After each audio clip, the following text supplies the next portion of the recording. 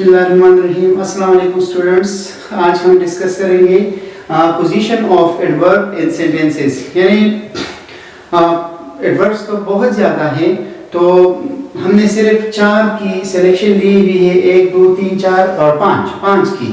एक तो बहुत छोटा सा है, इसलिए हमने इन एडवर्ब्स की मतलब ये एडवर्ब्स की सिलेक्शन की हुई है और हम आज इंशाअल्लाह ताला कोशिश करेंगे कि आपको समझाएं कि ये एडवर्ब कहाँ पर आ सकते हैं, यानी एडवर्ब की पोजीशन एक सेंटेंस में क्या हो सकती है। तो सबसे पहले हम शुरू करते हैं एडवर्ब ऑफ मैनर, यानी मैनर वाली एडवर्ब। आमतौर पर मैनर वाली एडवर्ब जो है, जब वर्ब जो है वो मूवमेंट शो नहीं करती, तो आमतौर पर एडवर्ब ऑफ मैनर जो है ये मतलब वर्ब के बिल्कुल इमीडिएट बाद में आ जाती है। मसलन इसकी ये तकरीबन ये पोजीशन 3 पोजीशन हो सकती है। अक्वाई एंड पोजीशन, ये एक एंड पोजीशन पर आ सकती है। मिसाल के तौर पर हम सेंटेंस लेते हैं, शी ईट्स क्विकली, यानी वो जल्दी खाती है। जब वो जल्दी खाती है तो वर्ब के बिल्कुल इमीडिएट पीछे ये एडवर्ब ऑफ मैनर आ सकती है। इसी तरह एक और पोजीशन इसकी है इन द मिडिल में ये तब आएगी आइदर एडवर्ब नॉट इंपॉर्टेंट और लॉन्ग ऑब्जेक्ट। दो वजह हो सकती है, अगर इंपॉर्टेंट ना हो एडवर्ब और या इसका ऑब्जेक्ट जो है वो हो कुछ ज्यादा, यानी प्रेडिकेट इसका कुछ ज्यादा ही लंबा हो, तब ये मतलब मिडिल में आ सकती है। मसलन she quickly at her dinner, यानी उन्होंने जल्दी खाना खाया, एट रैन आउट। इस सारे सेंटेंस में यानी इस सेंटेंस में जो एम्फेसिस है, जो ताकीद दी गई है, वो सिर्फ और सिर्फ इस पर है कि उन्होंने खाना जल्दी खाया और बाहर चली गई, यानी उसके इस अमल पर कि खाना खाया और बाहर चली गई। तो बाहर जाने पर एम्फेसिस है, इसलिए एडवर्ब को बीच में छोड़ दिया, यानी मिडिल में एडवर्ब आती है।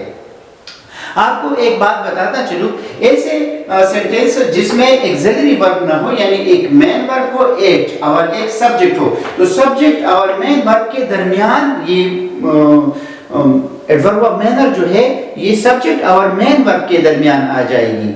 जिस सेंटेंस में एक एक्सिलरी वर्ब हो और एक मेन वर्ब हो, तो फिर मेन वर्ब और ऑक्सिलरी वर्ब के दरमियान फिर ये आ जाएगी। ये तो इंशाअल्लाह ताला आगे बताएंगे कि वो किस तरह होगी। जब ये मिडिल में आ जाती है तो होगा।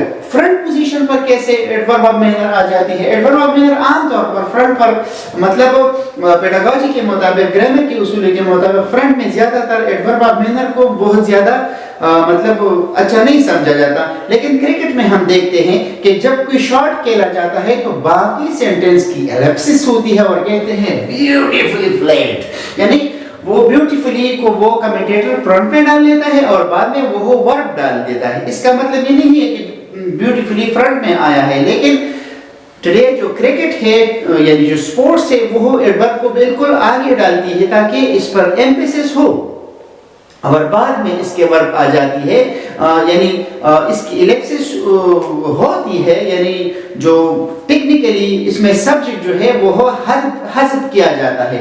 चलो आगे जाते हैं।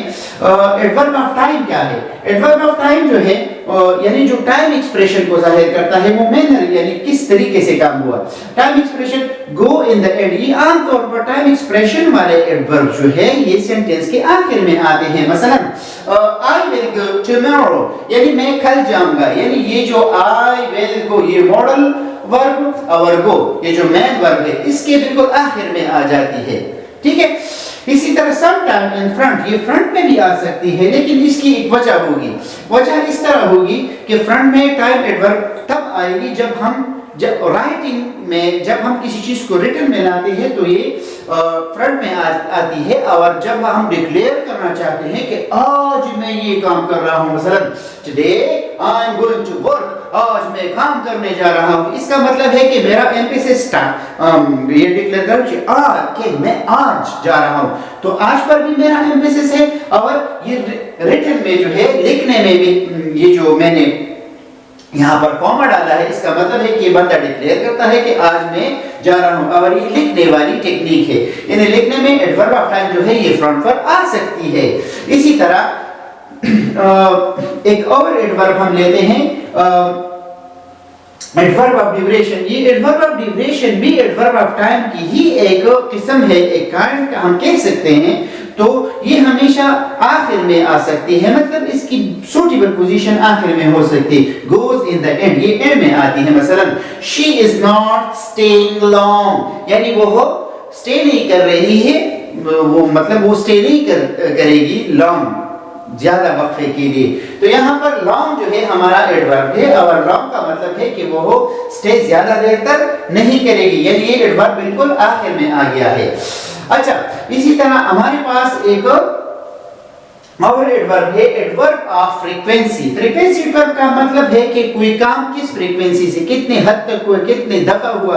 तो फ्रीक्वेंसी, जिस तरह फिजिक्स में हम या केमिस्ट्री में आमतौर पर फिजिक्स में हम कहते हैं कि फ्रीक्वेंसी किसी काम के करने का एक मतलब तादाद होता है कि एक सेकंड में कितनी दफा एक काम हुआ, तो उसे फ्रीक्वेंसी कहते हैं। तो इसी तरह इंग्लिश में भी एक काम के शिद्दत यानी काम कितनी दफा हुआ, दे गो यूजुअली इन मिडिल, आमतौर पर फ्रीक्वेंसी एडवर्ब मिडिल में आ जाती है। सम टाइम इन फ्रंट, बहुत कम दफा वो फ्रंट में आ जाती है। मसलन I could never swim, I could never swim. अब यहाँ देखें, यानी ये एक मॉडल वर्ब है, और मॉडल और स्विम ये जो मेन वर्ब है इसके बिल्कुल दरमियान में आ जाती है। आई कुड नेवर स्विम, यानी ये मिडिल में आमतौर पर फ्रीक्वेंसी वाले एडवर्ब आ जाते हैं। इसी तरह आई यूजुअली गेट लेट, इसमें कोई हेल्पिंग वर्ब नहीं है, मॉडल वर्ब नहीं है, तो सब्जेक्ट और मेन वर्ब के दरमियान ये आ जाती है। जब आप याद रखिए, जब हेल्पिंग वर्ब ना हो या कोई मॉडल वर्ब ना हो, तो सब्जेक्ट और मेन वर्ब के दरमियान फ्रीक्वेंसी वाला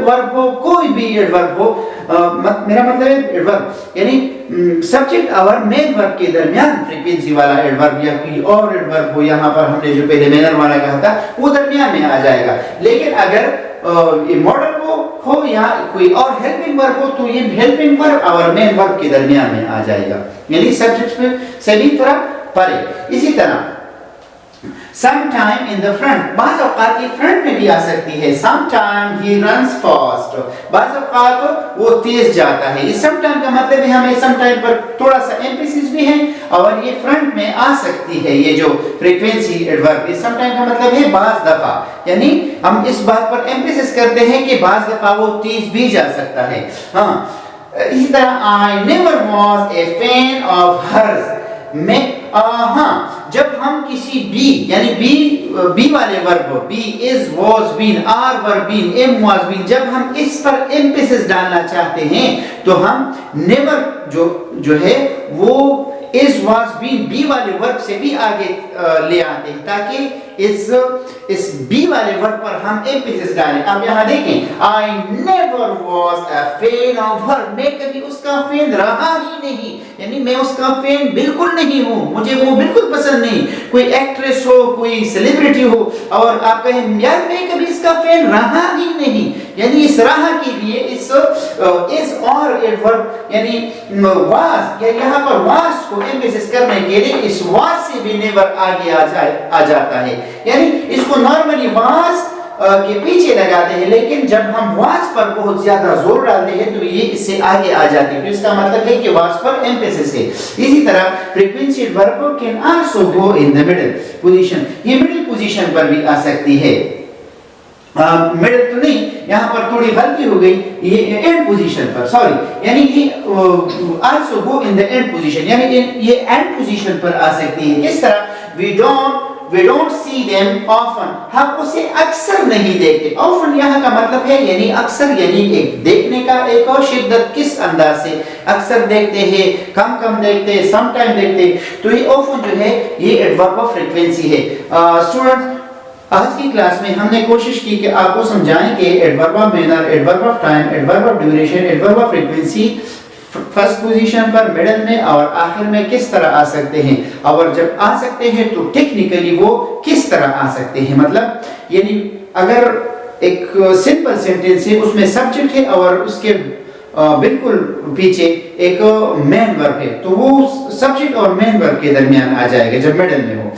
अगर इसमें एक एक्सिलरी वर्ब है तो पहले सब्जेक्ट आ जाएगा, फिर इसके बाद एक्सिलरी, और एक्सिलरी के बाद यानी मेन वर्ब और एक्सिलरी के दरमियान आमतौर पर ये आ सकती है। इसी तरह एक हेल्पिंग वर्ब और मेन वर्ब के दरमियान ये आती है मिडिल में। और अगर हम किसी भी वर्ब यानी इस तरह इस वास पर एम्फेसिस डालना चाहेंगे कि कभी नहीं हुआ, तो हम इस वास से आगे नेवर को लाएंगे, तो इसका मतलब है कि कभी ऐसा हुआ ही नहीं।